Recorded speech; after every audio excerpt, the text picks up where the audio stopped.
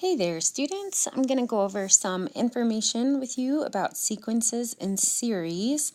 This is an extension of Algebra 1 and Algebra 2 that is also some background information you will need if you're planning on taking AP Calculus, either AB or BC.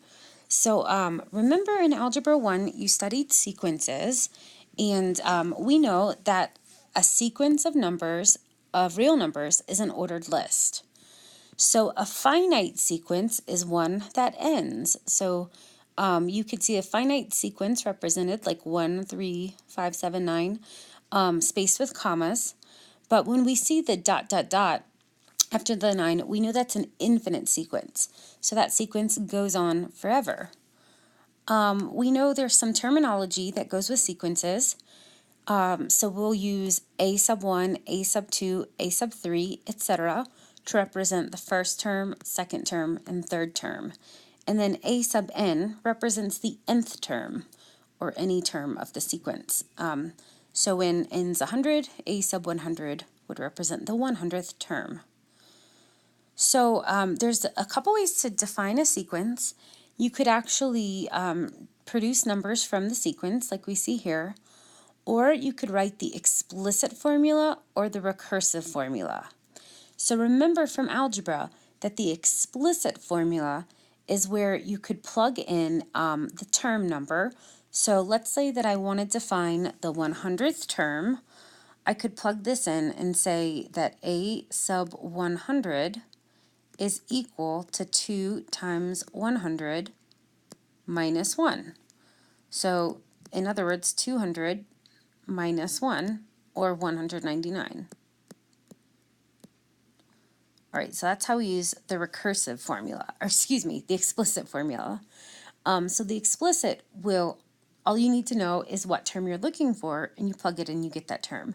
For a recursive formula, remember from algebra, you're always given the first term of a sequence, and it describes the change. So if I know my first term is 1, and then I'm given A sub k is equal to A sub k minus 1 plus 2. This is like saying the next term I'm looking for is equal to the previous term plus 2. Or we're going to add 2 to the previous term each time.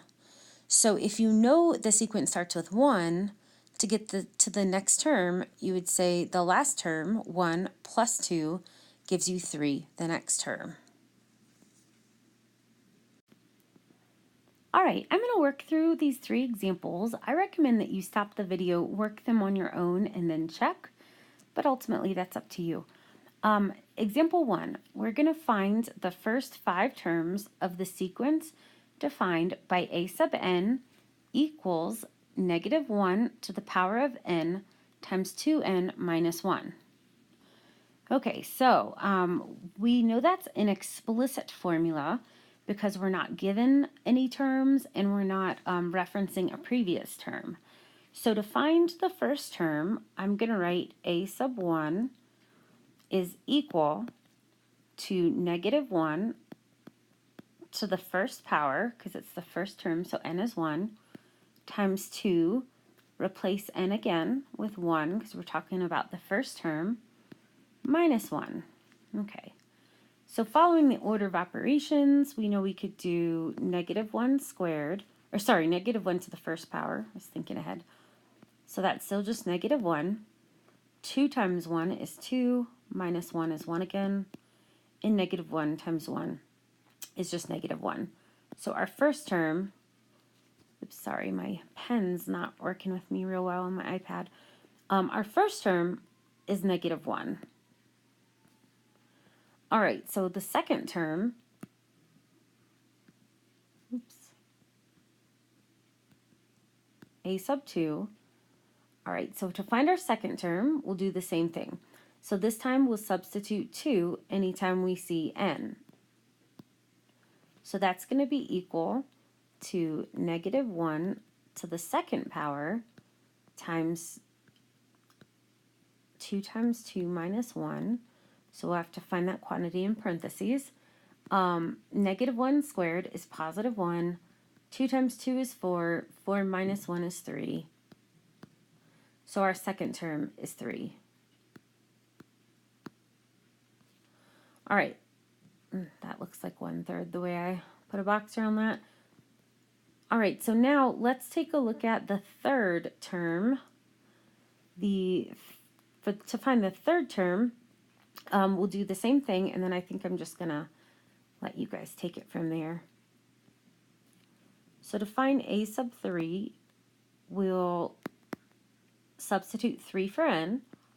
So -1 to the third power times 2 times 3 minus 1. I don't really know why I switched the way I was doing that.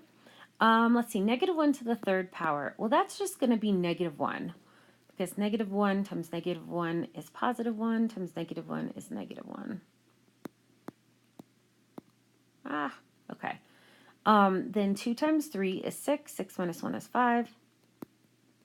So when we get to that next term, it is -5. So our third term is -5.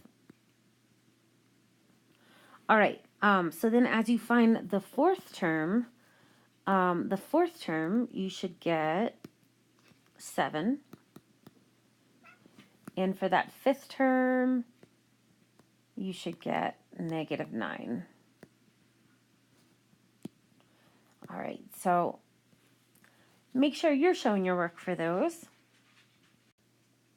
In example 2, you're asked to, again, find the first 5 terms of the sequence, but this time we're not given the explicit formula, but we're given the recursive formula. So we can tell it's recursive because, first of all, we're given the first term, and then the formula will have reference to a sub k and a sub k minus 1. So with reference to a sub k minus 1 is the term before it. Or if I'm thinking about this term, I could think of a sub k as like the next term. So we already know the first term, it was given to us. So we're going to find the second term. So we've got 1 out of 5 just given. So to find the second term, we'll have a sub 2 is equal to 2 times I'm going to just fill this part in first, a sub 2 minus 1, so that's going to be our first term, minus 3. Sometimes my iPad stylus doesn't want to work.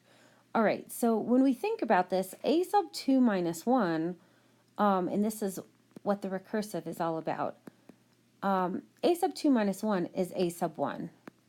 So what this formula is saying, to get the second term, we're going to take the first term, multiply it by 2, and then subtract 3. And we know our first term was 5 because that was given to us in the problem. So to get to a sub 2, I'm going to do 2 times 5 minus 3. 2 times 5 we know is 10. 10 minus 3 is 7. All right. So then to get to the third term, we now have to use this 7 to get our third term. So our third term is going to be 2 times the previous term, so 2 times 7, because now instead of a sub 2 minus 1, it's a sub 3 minus 1. In other words, a sub 2. So 2 times 7 minus 3. Well, 2 times 7 is 14. 14 minus 3 is 11. All right, then to get to the fourth term, we need that 11. So we'll do a sub 4 is going to be 2 times the previous term minus 3. All right, so we know 2 times 11 is 22. So a sub 4 is equal to 22 minus 3. And 22 minus 3 is 19.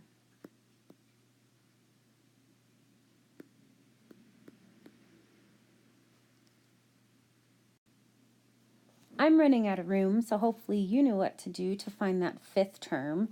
Remember, we were given the first one. For that fifth term, I think you should get 35, because that's going to be like 2 times 19 minus 3.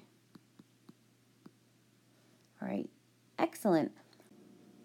So in the last example, we're given a sequence and we're asked to find the formula for the nth term. And the way that's written for the nth term, that's telling us to find an explicit formula. And looking at the sequence, we need to ask ourselves, is there like an addition pattern or a multiplication pattern? And so I can tell just by the way the numbers are changing that there's a multiplication pattern here. So this is a geometric sequence. And in Algebra 1, we learned that geometric sequences are a lot like exponential, like they could be modeled with an exponential function. So just know that when we write the explicit formula for that, we'll expect it to have that exponential structure to it. So, all right, the first thing we need to do is figure out what we call the common ratio, and that's going to be essentially the multiplier that gets us from one term to the next. You can do that by picking any number except the first number in the term, so let's say 20, and dividing that by the number, the term that's right before it. So to get our common ratio here, I'm going to write R, sorry, that was supposed to be an R. R is equal to 20 divided by 40. And I can go ahead and simplify that to get 1/2. So that's going to be our common ratio. All right. Now, as an Algebra 1 teacher, what I would show you to do to get this formula is I would say look for what we would think of as like the 0th term. So in other words, what number would come before 40 but is not a part of the sequence? So I know 80 is the number I would multiply by 1/2 to get 40. And what I would think about is that structure like in algebra where you learn for exponential functions that y is equal to your y-intercept times your growth factor to the power of x. Well, in this case, your growth factor is like your common ratio, and your y-intercept is like this 0th term. So we could actually come up with the formula that a sub n is equal to 80 times 1/2 to the nth power. All right, so then when we plug that in, when I plug in 1, for example, 80 times 1/2 to the first power is 40. So I know that first term is 40. When I plug in 3, that would be 80 times 1/8. So I'm going to get 20. So I know that this works. One criticism of this, though, is that 80 is not a part of the sequence. So another way of writing this, and I think the way that you would want to really write this, is instead to include this actual first term in our sequence, we could write a sub n equals 40 to the 1/2 power, or sorry, excuse me, not to the 1/2 power, 40 times 1/2, and then bring that to the n minus 1 power. And so that way, now when we've got our first term, when we substitute 1 in for the variable n, 1 minus 1 is 0, 1/2 to the 0 power is 1, 40 times 1 is 40. So this is probably the best way to write it, but these are both correct ways of writing the explicit formula.